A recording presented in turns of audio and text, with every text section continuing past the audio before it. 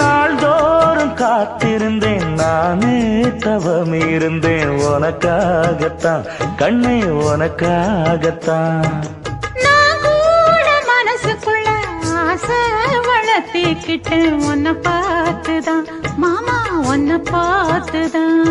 அடமுத்து நக்கு இருக்கு மொத்தமும் தெளிய முறையிடலாமோ சுத்தர கண்மல சிக்குன என்ன சிறையிடலாமோ.